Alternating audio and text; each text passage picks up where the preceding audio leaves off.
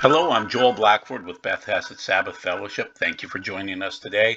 Our building is closed. We are still open virtually. You can call the phone number listed if you'd like to and talk to me. We do the philosophy of eschatology, what you need to know, your reality, our existence, the thought behind the thought. We try not to be disparate. We're Beth Hesed Sabbath Fellowship. Thank you for joining us again. World War III. It seemed to have started in 2014. I'm going to lay out evidence for that. I don't know when you'll officially see the bombs flying, but one guy seems to factor into all of this. And I'll give you some prophecies that match up with that too, and his name is Obama. He might be quiet right now, but all of these men have fomented wars their whole lives, even Carter. By being weak, he allowed Iran to really overturn. I was managing an Iranian foreign student house during the time of Carter's years, and it was interesting to watch the poor guys realize that they couldn't go back home. They couldn't, and their families were going to be persecuted too. So yes, all of them have started wars, bombed countries without reason, just to preserve the petrodollar status. They've destabilized, they've done regime change, they've overthrown governments, they've done it all. Now keep in mind the Bible tells us about this, but you are about to hear about milkamot, that's wars, and rumors of milkamot, of wars.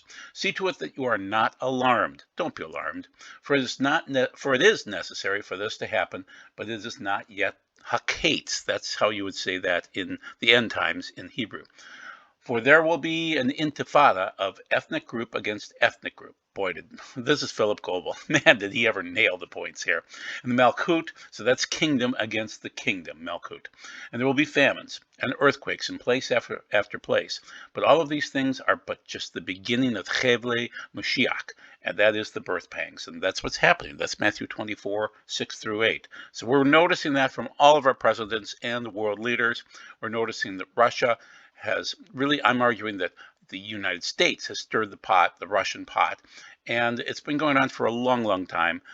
They've tried to destabilize the Soviet Union, and they won that particular war, but now Russia has come back, and Putin doesn't want to be treated like a second-class citizen. He has nukes, just like everybody else, and so Putin is going to stay in this war, according to the article in the Euractiv article on the left-hand side. Ukraine says Russia plans to new mobilization to turn the tide of war. They're going to draft more men, and they'll lose. They'll have a heavy toll of men that are lost, but they don't care. Um, but that's Europe and the United States behind this war. And then also Putin on the right-hand side here from Zero Hedge. Putin sends warship armed with hypersonic missiles. These are the Zircons, and they stress that the Zircons are undefeatable, and they have the ability to fly at 9 times the speed of sound. So Putin is getting them ready to go in case there's a world war. He will continue to fight in Ukraine because he really wants that land, and he wants his Russian portions of it, and he's not going to be denied.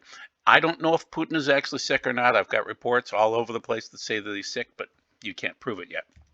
Okay, so we do the philosophy of the end of days. It might be a World War III. I'm going to blame it all on Obama. I call him the destabilizer-in-chief. So Oliver Stone will be the person I start out with. Now you can say, oh, he's a conspiracy theorist, but you know what? This is interesting. So he weighs in on Donbass and on the Ukraine war, and he called the United States the real culprits of the events in Donbass. The articles will get better, don't worry. The United States is an expert at condemning any country in the world when it crosses international norms. They call the rules, and America breaks all the rules when it wants to. You know that. There is no bigger story than what's going on in Ukraine. The Russians have attacked, no doubt about it, but they were provoked. And it's been happening since 2014. So I'm going to be proving that time and time through this video. World War III started in 2014 because they provoked Russia. And they sent in troops and they sent in weapons. And I'll show the lies in a second here. They lied to Russia. And so the United States heavily armed the Ukrainian army. And I believe that Stone is correct on this, but I'll show you more articles. Since 2014, Ukraine has stopped to be neutral. It has been against the Russians. And this is precisely what upset the balance of military equipment. And every war has a cause and effect, but we don't pay attention to it. Nobody really looks at that. Nobody looks at World War I and 2014, but rather 1914, but it was all set up to be a world war. And I'm saying in 2014, it's all set up the same way. So what occurred in 2014? Well, it looks like Angela Merkel lied to Putin back in 2014, and she's willing to admit it now. So the Ukraine of 2014, 2015 is not the Ukraine of today. As you saw in the Battle of whatever in 2015, Putin could easily have overrun them at the time. And so basically, she said, we just lied. We never had any intention of negotiating a peace deal. We lied to him during the Minsk agreement of September 2015 under a blood moon eclipse. So that's one world leader willing to admit, yeah, we lied. Yep, we lied. Oh, here's another one. Here's Francois Hollande, the former president of France, and he said, yeah, absolutely, we lied. We we declared peace, but we contradicted it by our own thoughts. So there's Merkel on the right-hand side and Hollande on the other side. Yes, Vladimir Putin was advancing in the Donbass, and so they created the Minsk agreements to have negotiations and say, well, we want 7 to 10 years for Ukraine to build up for this war. So, yes, the former French president, once again, this is Hal Turner that's saying this, allied himself with Angela Merkel on December 7th in this article and claimed the Minsk agreements have been an attempt to give Ukraine time to strengthen the military for future confrontation. Once again, it's September 15th of 2014. That's 10 Elul, so it's literally a month away from the holiest day of the year, Yom Kippur. Very interesting time frame. So they thought that they would restore peace between Kiev and the Donbass regions. They really didn't want to. They wanted war. So they delayed Russian progress in the Ukraine. The Minsk agreement stopped the Russian offensive for a time. But they knew that Russia would come back, and they wanted to foment a war. So, since 2014, Ukraine has strengthened its military capabilities. She's better trained and better equipped now and able to fight Russia. So this is their proxy war. And these are disgusting human beings because they lied. They lied all the way through. So now we're going to discuss the blood moon eclipses so that you can see this time frame of 2014-2015 fits into a rationale that God predicted it in the skies.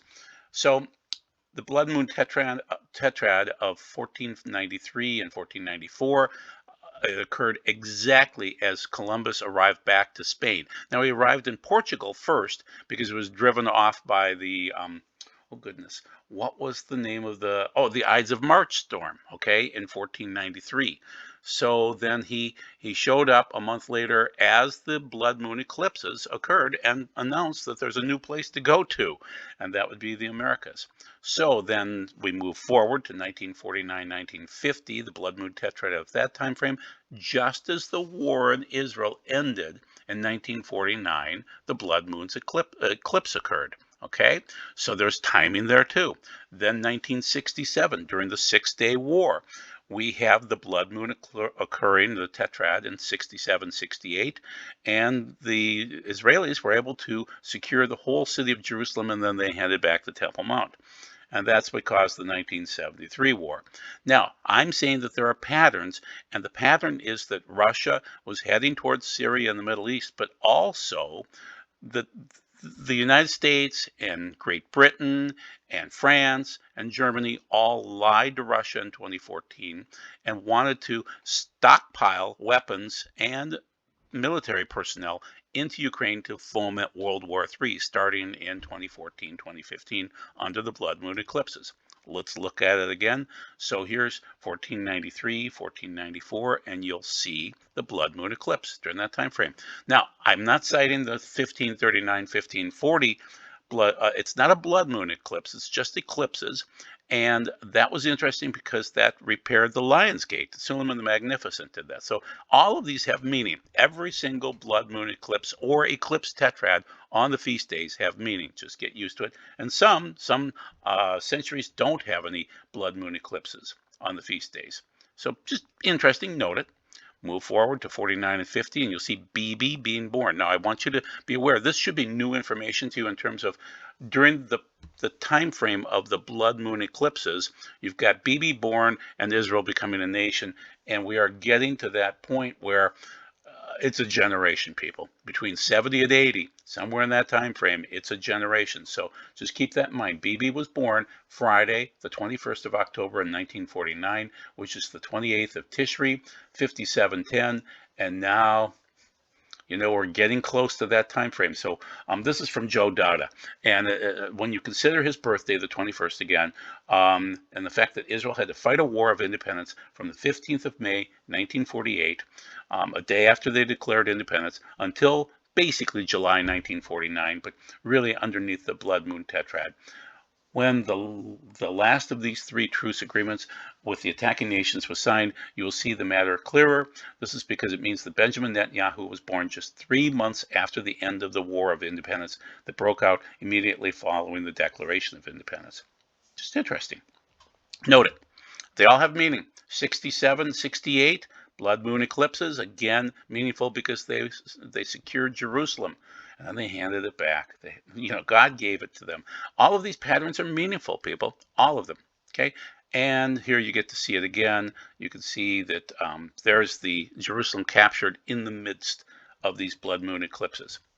Now, here's the most recent one. I'm arguing that the meaning is the Russian meaning and the World War III meaning of 2014-2015. Otherwise, it's just a really pretty pattern. And I'm saying, no, there's meaning in all of this. There's something significant. And it looks like the particular pattern ended 1/21 of 2019. And everything was rather interesting. The midst of it was 1/5 of 2015, which is very close to when you have the Minsk agreements of the lies to Putin and the start of World War III. So, patterns again. So once again, I wanted to cite that Mitterrand from France, the former PM, said Minsk agreements of September 2014 were to deceive Russia, allow Ukraine to build for war. And that's once again Hal Turner reports. So here you can see all of these eclipses and you can see the significance and things like that. You can pause if you want to, and I'm citing Minsk is 9 of 2014, right in the midst of those blood moons and the lies to Putin. So then now we're going to move forward to Obama because he's a key player in the destabilization. I call him once again the Destabilizer-in-Chief. So Obama put his shoes up when he was talking to Israel. I think that was Bibi back in 2009, but it doesn't matter. He put his shoes up. When you put your feet up like that in the Middle East, that's a sign of disrespect. And he has always hated Israel. Okay, and so he rose very quickly, came to power, and so it's just interesting. Ariel Sharon is dead now.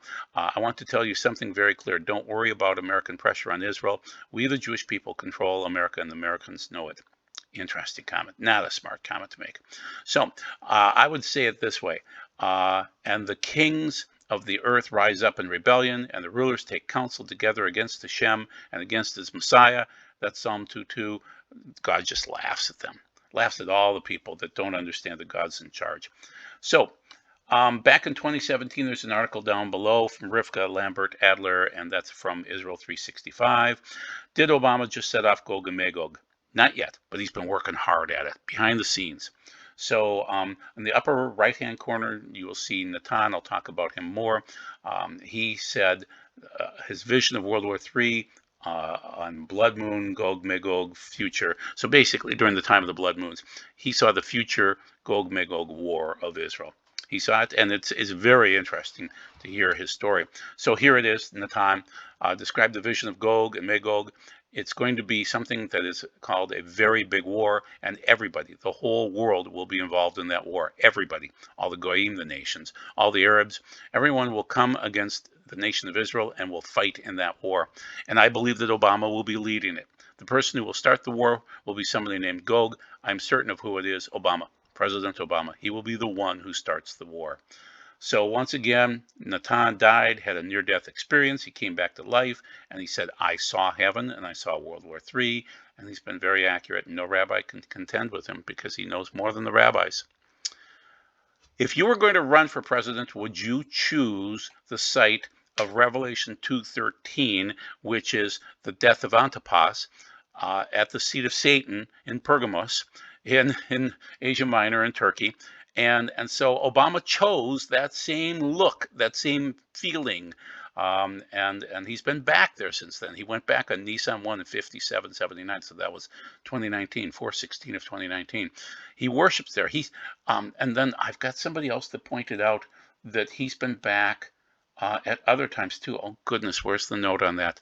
I don't have it. I'm sorry. But anyway, the main thing is the bull was used to roast Christians and believers, and so Obama chose that particular look, that seed of Satan look that is in the Pergamos Museum, is now in Berlin, and he went to Berlin just before his inauguration address.